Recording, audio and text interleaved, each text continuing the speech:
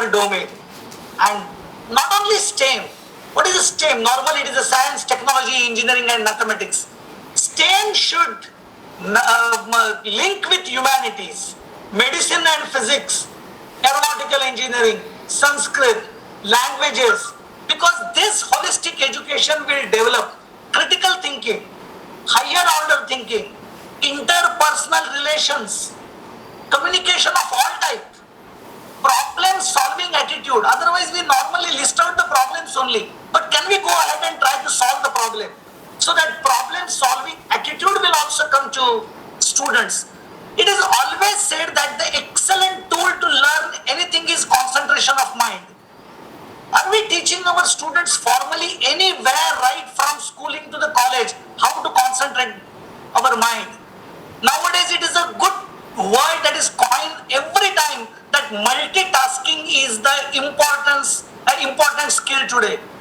Do you know, if you want to go for multitasking, you have to switch over your mind from one topic to another topic. So in addition to concentration of mind, are we teaching detachment of the mind from one topic to another topic? So we are not training our mind. We are not training our what you can say spiritual quotient. And that's why I think that these are the components of holistic education. That's why constitutional values, ethical values, as I said, interpersonal values, all these things has to be there, and we have to design the syllabus right from cognitive, affirmative and psychomotor skills throughout the schools, right from standard 6. One additional component I will tell, that this policy has said that skill education has to be introduced right from 6th standard. Because why the vocational education failed in India? Because normally when after 10th the student opt for the vocational education, there was a stigma on vocational education. He didn't complete the graduation. And because he could not complete the graduation, it was a stigma. So vocational education was set back. So vocational education is interweaved right from 6th standard to 12th standard, and at the end of the 12th standard, a kid or boy will be capable of at least one skill. So now the challenge of all our school managements are how to incorporate skill education in the 6th standard onward. So that is also a challenge to all the school administrators and experts now, that how we can interleave these skills. Because remember, always there are hard skills, subject skills, there are soft skills which are nothing but the communication and all other things, and there is the life skills also. So life skills also has to be incorporated, and that's why this policy says that we are not preparing students only for the lessons but for the life, and that is very important, and that has to start right from schools.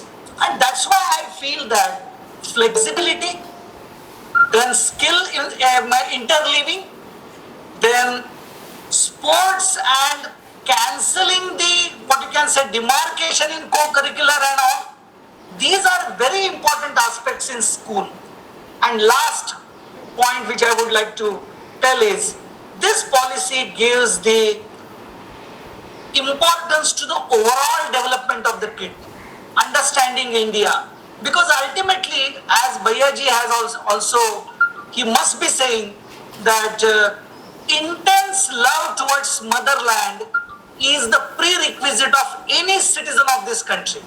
Because if you don't have an intense love with the motherland or nation first attitude, no doubt you may get a good education, you can earn well, you can feed your family well, but it's not all in the human life. And so love towards the society, love towards our own people, of our own village, our own state, our own region, and definitely our own country. So if you want to inculcate this, there should be a value education. Understanding India, understanding Bharat is very important. And that is also very much mentioned in this particular national education policy at school level. So what I feel that the draft is good, but the $1,000,000 question is how to implement it.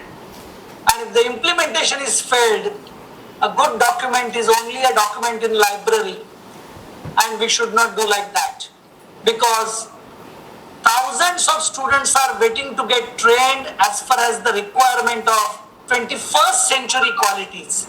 And this policy is a futuristic, this policy is holistic, this policy is comprehensive, but definitely implementation in its letter and spirit is a very crucial factor. I'm delighted. If I make a mistake, just forgive me, but one of the students in this particular group, Mr. James, and when he said that he is an officer in school department of Manipur, I will request James sir that you please take this particular policy concept and try to implement it in Manipur, because our Manipur students should be at par with students of any state. Why Bhaiyaji felt at that time that the education, to give an education, students of Manipur has to be taken to Maharashtra and Karnataka.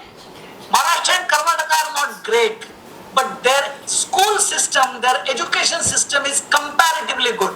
Now we will have to resolve that through this national education policy, no student from our northeastern state should go out northeastern state just to take a quality education.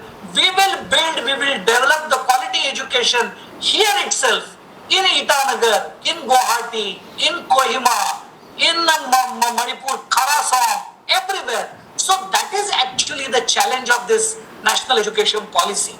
And so I feel that every management of the school, every teacher, every parent has to think about how to make this policy implementable.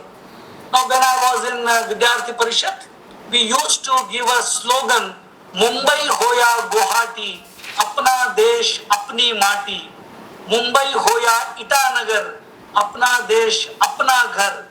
मुझे लगता है कि इसी प्रकार से one people, one nation with one quality education at school, if we can implement this in the whole country in the light of this national education policy, I'm sure that we will make our country strong, we will make our country self-reliant, we will be a great education hub as far as the world is concerned, and we will march ahead with basic requirements and quality life in years to come. But for that, we all should resolve that the implementation is very important. So I appeal to all of you, the students of Mananiya Bhaiyaji, that what he has done long before, now you can very well relate whatever points I have told in national education policy and what Bhaiyaji did in those 3 schools. Now I am sure that you will relate it.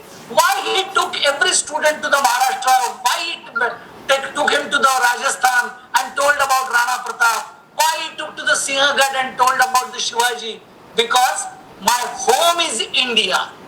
That should be the feeling. And that's why now you can relate what Bhaiyaji has done. Actually, I will tell you, this national education policy is a restatement of Bhaiyaji's vision and what he has done long back in Manipur.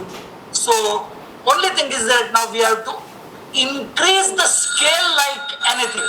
And to increase the scale, we should not only limit ourselves to NGO's efforts, but I appeal to the government of Manipur and the officers of the Manipur Education Department that come forward. First, get acclimatized with the policy, then appreciate, and if you feel that it is worth implementing, then act fast and make the Manipur rich in quality and quantity for the education. Dhanyavad. Thank you very much. Namaste. Pranam.